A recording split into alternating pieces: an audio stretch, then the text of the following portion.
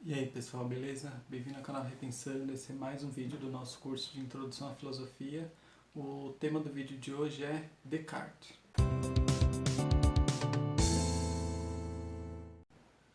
René Descartes viveu no começo do século XVII.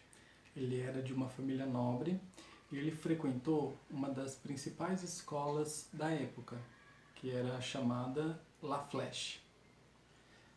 Ele foi um grande estudioso de diversas áreas, inclusive a física e a matemática, e ele foi formado dentro da tradição escolástica, que era a tradição dominante na época, que é a mesma tradição do Tomás de Aquino.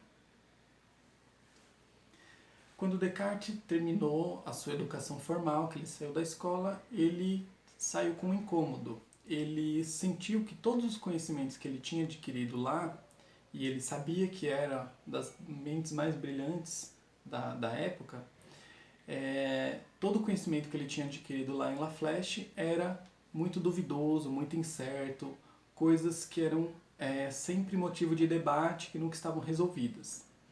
E isso incomodava ele bastante. Com exceção da matemática, que é uma ciência muito exata, todas as outras áreas tinham esse problema. E aí, a principal contribuição do Descartes vai ser a busca por um novo método de conhecimento, um método que fosse capaz de nos dar conhecimentos seguros, certos das coisas, e não um debate interminável sobre elas.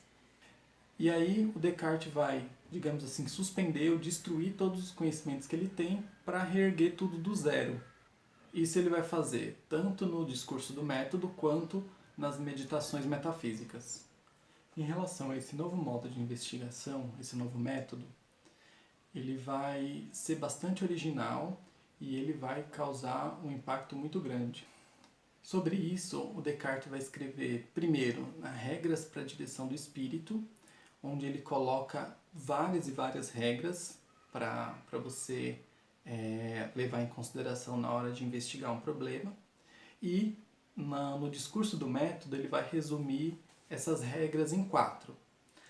A primeira regra tem a ver com a evidência. Você não pode tomar nada como verdadeiro a não ser que isso seja claro e distinto, que isso seja evidente. A clareza e a distinção é um atributo do intelecto, das ideias, e é o contrário da ideia obscura e da ideia confusa. Então tudo que for obscuro, que for confuso, não pode ser tomado como verdadeiro, apenas as ideias claras e distintas.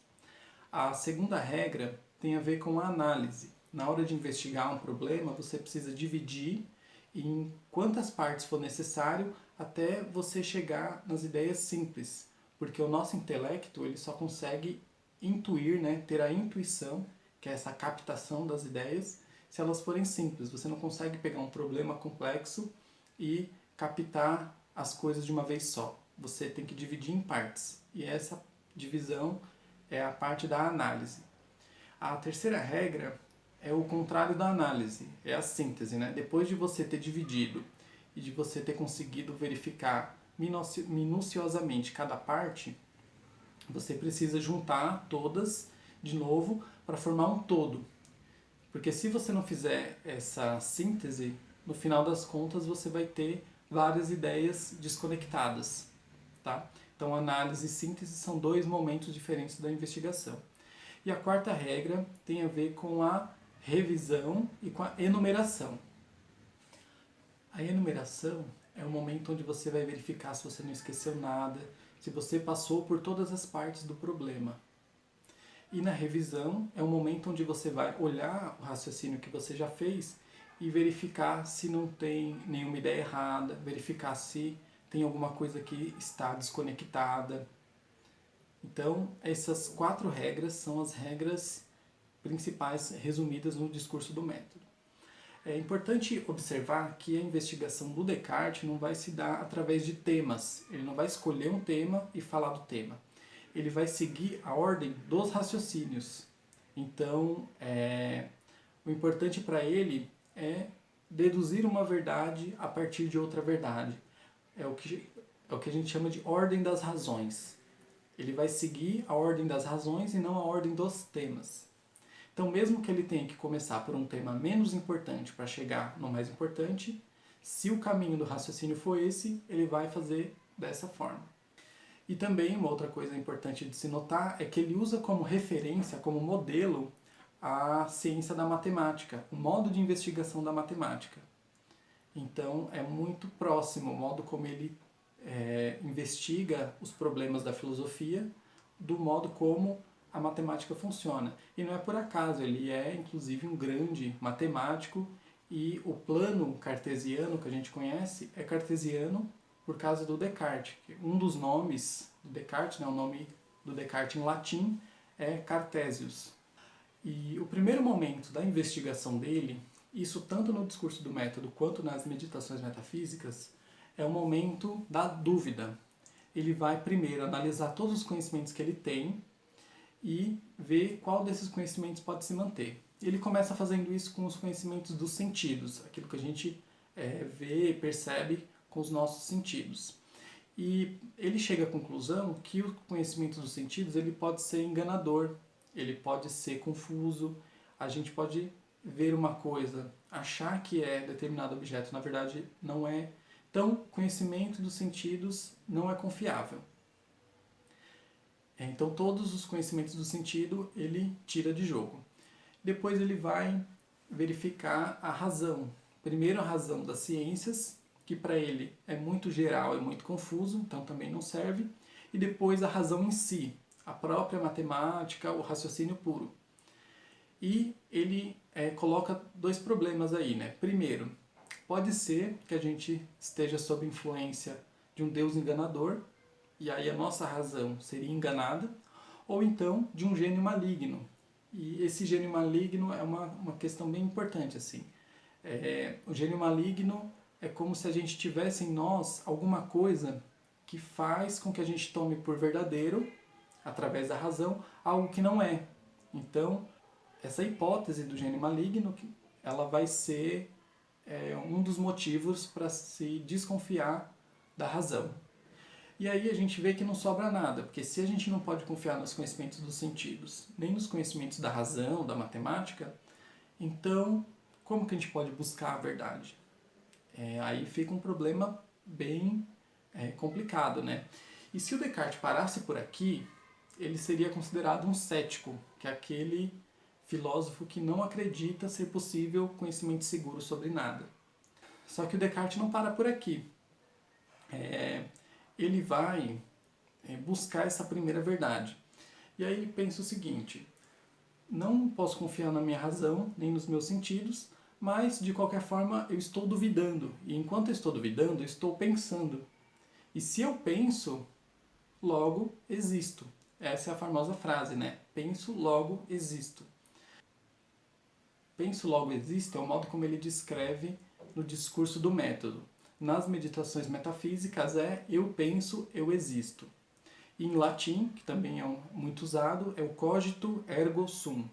E aí, a genialidade dessa afirmação é: mesmo que meus pensamentos não sejam verdadeiros, os conhecimentos que eu tenho do sentido não sejam verdadeiros, as minhas ideias não sejam verdadeiras, eu estou pensando. E disso eu não posso duvidar, porque a dúvida também é um tipo de pensamento.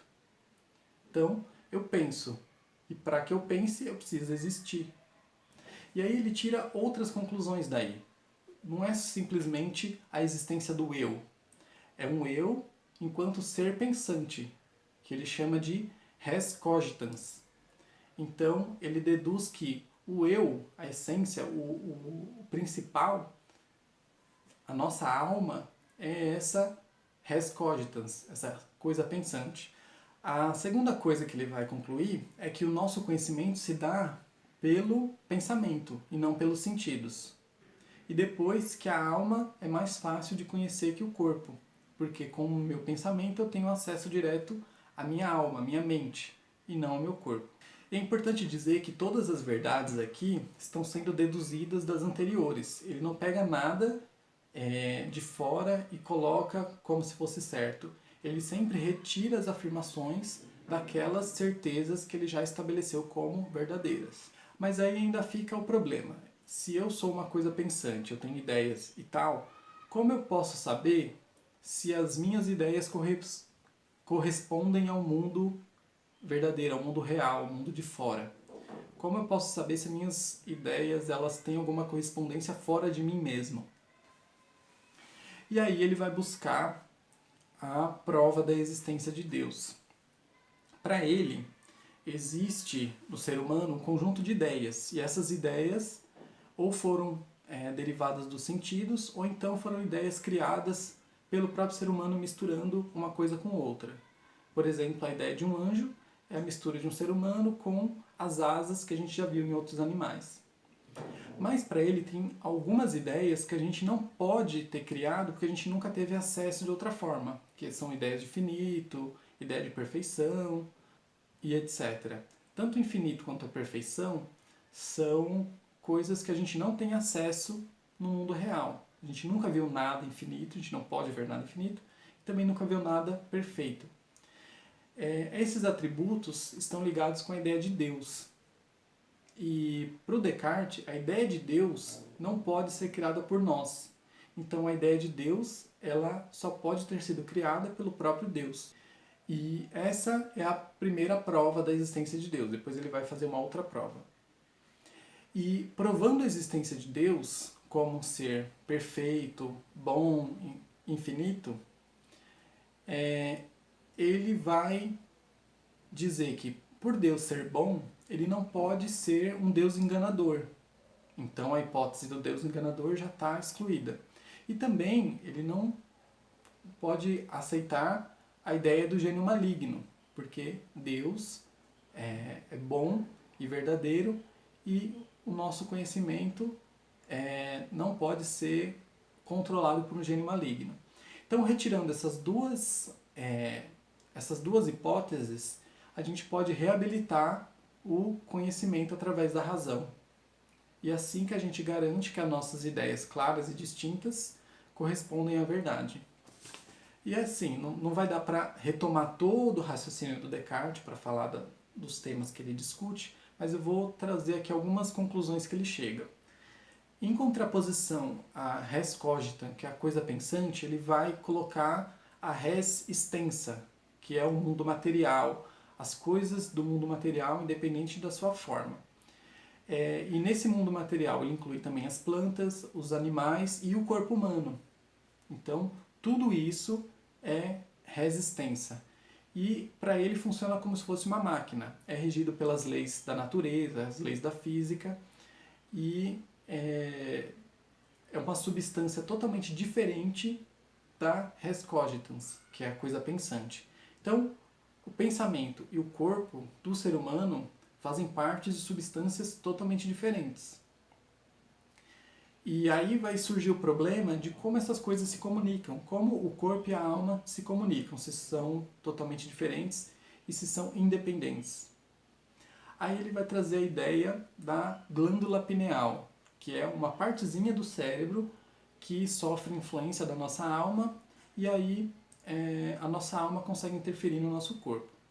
Só que essa questão, principalmente essa resposta, ela vai ser bem polêmica e muitos filósofos posteriores vão discutir esse problema da relação entre alma e corpo. E assim, embora o Descartes não seja um pensador tão preocupado com a moral, ele é mais preocupado com a questão do conhecimento, ele precisa colocar uma moral. E principalmente durante o processo de investigação, enquanto o método não traz as ideias verdadeiras capazes de fundar uma moral. Então ele vai trazer uma moral provisória, e essa moral provisória tem a ver com você seguir as leis, seguir os costumes e a religião do seu povo, ser perseverante, não querer mudar o mundo, mas querer mudar a si mesmo, então dá preferência a mudar a si mesmo do que a mudar o mundo, e, por último, buscar sempre o conhecimento e a razão. Então a busca do conhecimento e a razão também é um princípio ético para ele. E assim, para finalizar, é importante dizer que Descartes foi um dos filósofos mais influentes da história. Então todo o período que veio depois dele é muito influenciado pelos escritos do Descartes.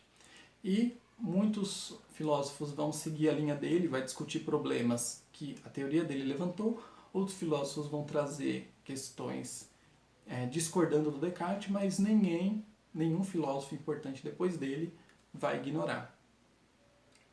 Certo? Então, as dicas de aprofundamento.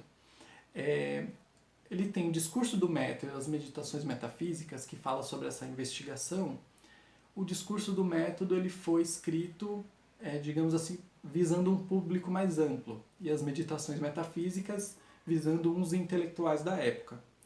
Então, a linguagem, o estilo do discurso do método é mais simples, e das meditações é um pouco mais complicado. Mas aí eu acho que é bom dar uma olhada nos dois. Se puder, de preferência, ler os dois, é melhor ainda.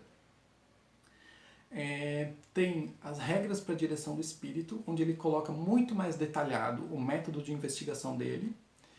E eu tenho um livro de um professor que chama Franklin Leopoldo de Silva, que se chama Descartes, a Metafísica da Modernidade, que é muito bom e é um panorama sobre a obra toda do Descartes. Certo? Então, curte o vídeo, compartilha aí com seus amigos, comenta o que você achou e é nóis!